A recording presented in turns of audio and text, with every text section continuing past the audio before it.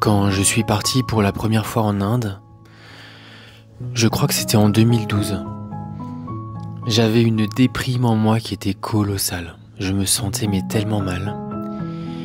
Et à cette époque-là, j'avais des envies de suicide, mais qui étaient très fortes en moi. J'avais juste plus envie de vivre en fait. Mais pas d'une manière négative, je sais que ça peut être perçu de manière négative. C'est juste que je me disais souvent, j'ai plus ma place ici en fait. Y a rien qui me plaît et je suis pas heureux. Mais je m'étais dit, je vais partir en Inde et je vais me laisser 6 mois. Et j'avais comme espoir de rencontrer les mystiques et les maîtres dont on entend souvent l'histoire dans les livres, dans les films et dans les documentaires. Et je savais pas quoi attendre d'eux, mais je m'étais dit, je sais pas, peut-être qu'une rencontre miraculeuse peut faire que quelque chose va changer. Bref, je prends l'avion, j'atterris à Delhi. Je vais vous passer les détails, mais ça a été un voyage qui était hyper difficile pour mes sens. Si toi tu es déjà parti en Inde, tu sais ce que c'est. Mais les premiers mois étaient très difficiles, j'étais très malade. J'ai commencé par Delhi. De Delhi, je suis allé à Srinagar.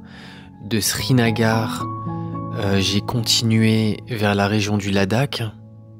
Donc la région du Ladakh, c'est aujourd'hui une de mes régions préférées sur Terre. C'est le plateau himalayen de l'Inde qui ressemble beaucoup au Tibet. Enfin bref.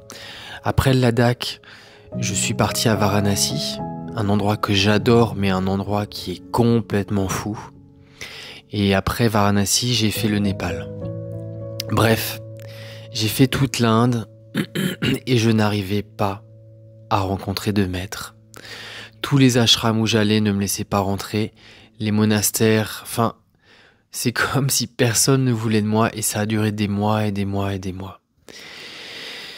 Et un jour, je lis un livre qui me parle d'un petit ashram dans le sud de l'Inde et l'ashram de Ramana Maharshi.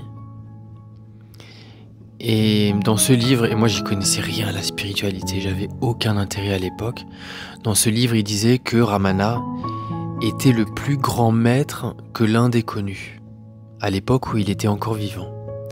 Parce qu'il a quitté son corps, enfin il a fait sa transition comme on l'appelle, le 14 avril, je crois 1950, mais je suis plus sûr. Bref, en tout cas, j'envoie un mail à son ashram qui me répond quelques minutes plus tard et qui me dit « Vous êtes le bienvenu, on vous garde une chambre ». Je me dis incroyable, je crois que j'étais à Rishikesh à ce moment-là, dans le nord de l'Inde.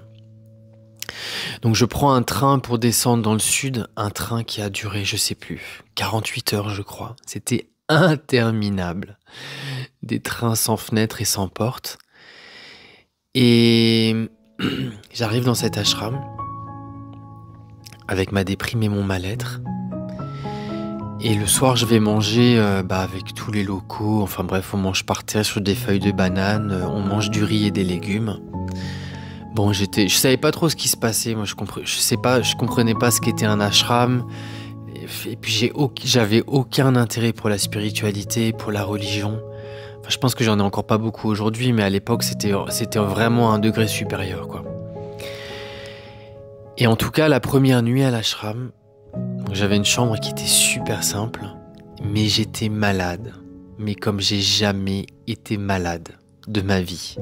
J'ai eu une gastro, mais enfin je sais pas si c'était une gastro, mais j'ai fait un nettoyage.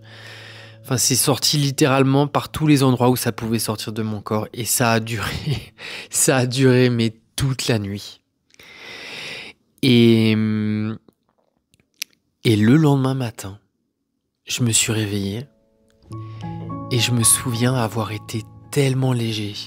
Alors il y avait encore du mal-être en moi, mais je me souviens que ce poids qui était en moi, il était plus là. Il était plus là.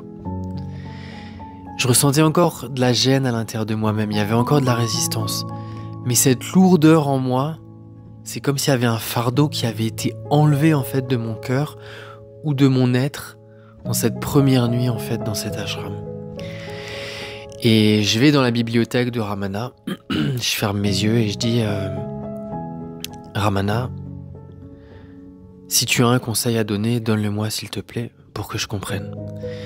Et j'ouvre un livre et le premier passage dit « Si tu veux trouver la réponse à tes questions, tu dois faire l'expérience de la mort avant que ton corps ne meure. » Je te le répète. Si tu veux trouver des solutions à tes problèmes, si tu veux trouver des réponses à tes questions, tu dois faire l'expérience de la mort avant que ton corps ne meure. Et je me souviens qu'en lisant ces phrases, c'est comme si des milliards de fourmis marchaient sur mon corps, tellement mon corps tremblait à ce moment-là.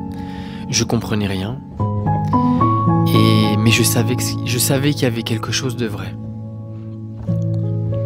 Et il y avait autre chose. Je voyais bien dans cet ashram que Ramana était vénéré par des millions d'Indiens, qu'il est considéré comme l'un des plus grands maîtres. Et je me souviens, j'ai dit, Ramana, montre-moi un signe que tu seras peut-être mon guide dans cette vie parce que t'es plus dans ton corps, c'est quand même un peu particulier. Et je prends un autre livre, la première page que j'ouvre, et je mets mon doigt sur le livre et ça dit la chose suivante. Pour recevoir la guidance de ton maître, celui-ci n'a pas besoin d'être dans son corps. Et là je me suis dit bon, effectivement c'est assez direct. Et je me balade dans l'ashram et je me souviens ça devait être le 2e ou le 3e jour. Et je dis à Ramana, dans ma tête, enfin dans mon cœur, je lui dis t'as l'air quand même d'être un grand maître. Est-ce que tu es vraiment le mien? S'il te plaît, montre-moi un signe. Je me souviendrai de ce moment toute ma vie. Et je lui dis, montre-moi un signe que tu es mon maître, s'il te plaît. Et là, je tourne ma tête sur la droite. Il y avait une grande, enfin, elle y est toujours aujourd'hui. Il y a une grande pierre, en fait. Et sur cette pierre, il y a écrit la date de naissance et la date de la mort du corps de Ramana. Et sa date de naissance, c'est le 30 décembre, comme moi. Et le jour où il est parti, le 14 avril, le jour de la naissance de mon frère. Et moi qui demandais un signe fort, je me suis dit, là, ça peut pas être une coïncidence. Et à partir de ce jour-là, j'ai commencé à apprendre son enseignement tout le temps. J'en parlerai dans un autre audio parce que c'est trop long, mais j'ai eu un passage de quelques années où je priais pour ne même plus dormir la nuit, tellement mon introspection intérieure était forte. Et tellement je me souviens, je restais assis toute la nuit par terre, plongé à l'intérieur de moi-même, je posais des questions. Bref, les voix étaient complètement folles à l'intérieur de moi-même. Mais bref, ça a été un chemin et Ramana m'a guidé par la suite chez l'un de ses dévots réalisés, chez qui j'ai vécu quelques années. Un tout petit ashram qui n'avait jamais vu de blanc de toute sa vie. Là, j'ai été guidé d'une manière absolument incroyable, mais j'en parlerai dans un autre audio. Et ce qui est marrant pour la petite anecdote, c'est que la guérisseuse la plus proche avec qui j'ai vécu en Indonésie et dont je suis toujours extrêmement proche aujourd'hui, c'est certainement l'un des êtres les plus chers à mon cœur au jour d'aujourd'hui. Je me souviens, elle me disait « Tu sais Olivier, c'est marrant, mais nous dans la famille, il y a toujours eu un vieux monsieur qu'on voyait. Donc il est plus incarné, il est plus dans son corps. Mais nous, quand on prie la famille, donc la guérisseuse en question, c'est une grande famille de prêtres du côté des hommes, et toutes les femmes sont toutes des guérisseuses. C'est une lignée en fait. Et elle me disait, ce vieux monsieur, il est toujours là avec nous quand on est en train de prier, quand on est en train de méditer. Mais il dit, par contre, depuis qu'on te connaît, il est beaucoup plus présent. Il est beaucoup plus là en fait. Et moi je me suis dit, bon, peut-être, ok, peu importe. Et un jour elle est venue avec moi en Inde, et elle est venue à l'ashram de Ramana. Et quand on est rentré dans le porche de l'ashram de Ramana, il y a une grande photo de Ramana. Et elle rentre et elle me dit, mais Olivier, c'est lui le vieux monsieur qu'on voit tout le temps. Et là je me suis dit, ah ouais, d'accord. Donc quelque part on est quand même tous connectés ensemble. Bref, voilà, c'est cette première expérience que je partage avec toi. Et je vais partager d'autres aventures avec toi dans les jours suivants. À bientôt.